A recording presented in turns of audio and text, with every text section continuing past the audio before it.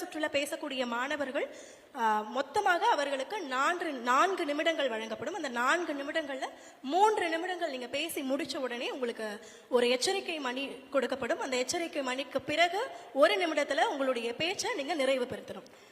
முதலாவதா 2வது சுற்றுக்கு பேசக்கூடிய முதல் பதிவு எண் மாணவரை நான் அழைக்கிறேன். பதிவு எண் 2023.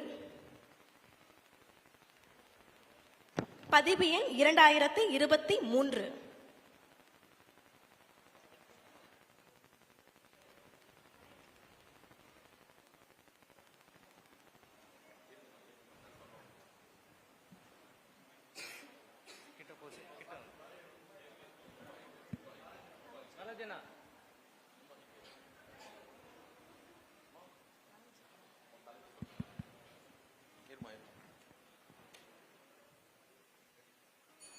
அனைவருக்கும் வணக்கம். எனக்கு கொடுக்கப்பட்டுள்ள தலைப்பு நான் பிரதமரானால். நான் இந்தியாவின் பிரதமரானால் என்னுடைய முதல் நோக்கம் கல்வியே. கற்கை நன்றே கற்கை நன்றே பிச்சை புகினும் கற்கை நன்றே என்றார் நம்முடைய ஔவை பாட்டி. கல்வி என்பது ஒரு மனிதனுடைய வாழ்க்கையை புரட்டி போடக்கூடியதாக இருக்கின்றது. அவன் சிறிய வயதில் கஷ்டப்பட்ட மாணவனாக இருந்தாலும் உயர்ந்த இடத்தில் அடையும் பொழுது தனக்கென்ற பெருமையை அடைகின்றான். அதற்கு வழிவகுத்தது கல்வியே. ஒரு மனிதனுக்கு கல்வி என்பது அவனுடைய வாழ்க்கையில் மிக முக்கிய ஒன்றாக இருக்கின்றது. கேலி செய்தவர்களுக்கு முன்னால் அவன் உயர வேண்டும் என்றால் ஜாதி மதம் இனம் என அனைத்தையும் தகர்த்து அவன் உயர வேண்டும் என்றால் முதன்மையாக இருப்பது கல்வியே. அந்த கல்வி தரத்தை நான் உயர்த்துவேன். இரண்டாவதாக நாட்டின் முதுகெலும்பு என்று கூறப்படுகின்ற விவசாயத்தை பேணிக்காக்க நான் பாடுபடுவேன். விவசாயிகளுக்காக பல திட்டங்களை கொண்டு வருவேன். விவசாயிகளின் திட்டத்திற்கு ஏற்ப அவர்களுக்கு மாத ஊதியத்தையும் நான் வழங்குவேன். விவசாயமும் ஒரு அரசு தொழிலாக மாற்றுவதே என்னுடைய முதல் நோக்கமாக இருக்கின்றது.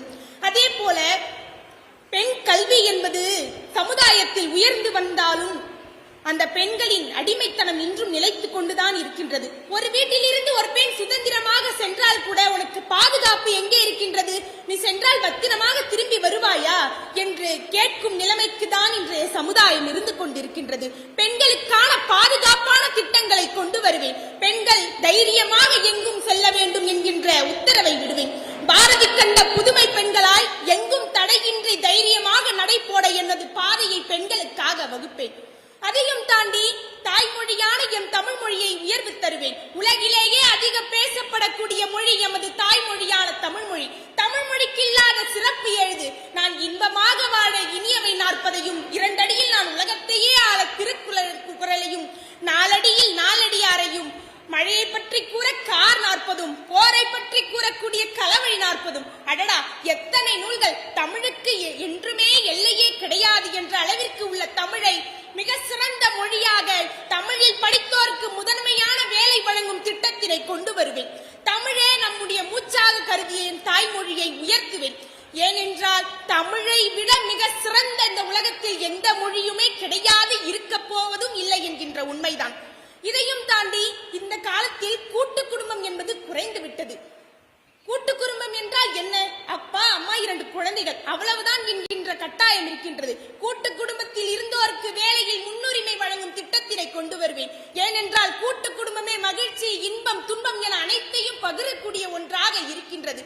அதையும் தாண்டி இந்தியாவிற்கு வல்லரசாக கூடிய அனைத்து தொழில்நுட்பங்களையும் கொண்டு வருவேன். அனைத்து இளைஞர்களுக்கும் வேலை வழங்கும் திட்டத்தினை கொண்டு வருவேன். நீ விவசாயியாக இருந்தாலும் உனக்கு வேலை, நீ எந்த படிப்பு படித்திருந்தாலும் உனக்கு வேலை என்கின்ற சரியான சம்பளத்தின் கூடியதான வேலையை நான் வழங்கி தொழில்நுட்பம் வளர நான் உதவுவேன். அதை தவிர்த்து வேலை இல்லாத இளைஞர்கள் இந்தியாவில் உள்ளார்களா என்ற கேள்வி கேட்கும் அளவிற்கு என்னுடைய பயணம் இருக்கும் என்பதில் நான் பெருமை அடைகின்றேன். அதையும் தாண்டி ஒரு விவசாயமாக இருக்கட்டும், அனைத்தையும் தாண்டி சுற்றுச்சூழல் என்பது மிக முக்கியம். பிளாஸ்டிக்கை முதலில் நான் ஒழிப்பேன். நெகிழிப்பை எத்தனையோ மண்வளத்தை இழுக்கின்றது, காற்றை மாசு அடைகின்றது, மண்ணில் உள்ள நிலத்தை கெடுக்கின்றது. நம்முடைய இயற்கையே நம்முடைய முதல் அன்னையாக கருதப்படுகின்றது. இயற்கையை நாம் நாசம் செய்தால் இயற்கை நம்மளை புகழதா போகிறது? புகழாது, வெறுக்கத்தான் செய்யும். இடிமழை வரத்தான் செய்யும், நிலநடுக்கம் ஏற்படத்தான் செய்யும், விபத்துக்கள் ஏற்பட்டு கொண்டேதான் இருக்கும். நிலத்தில் மழைநீர் ஏரி குளங்களை அழித்துவிட்டு மாடி வீடுகள் கட்டிவிட்டு எங்கள் வீட்டிற்குள் தண்ணி வருகின்றது என்றால் நியாயமா? நம்முடைய சரியான நோக்கத்தோடு நம்முடைய சரியான பாதை அமைந்தால் இந்தியா கண்டிப்பாக வல்லரசாகும். நான் பிரதமரானால் இந்தியாவை வல்லரசாக்கும் நோக்கத்தோடு விவசாயம், கல்வி, பெண்கள் பாதுகாப்பு என அனைத்திற்கும் முக்கியத்துவம் தந்து இந்தியாவை கண்டிப்பாக வல்லரசாக போகின்ற நாடு என்று சொல்லாமல் வல்லரசான நாடு என்று கூற வைப்பேன் என்று கூறி விடைபெறுகிறேன். நன்றி, வணக்கம். ரொம்ப அற்புதமா பேசுனீங்கம்மா, நன்றி. தற்பொழுது பேசி முடித்த மாணவியின் பதிவு எண் 2023. அடுத்ததாக பேசக்கூடிய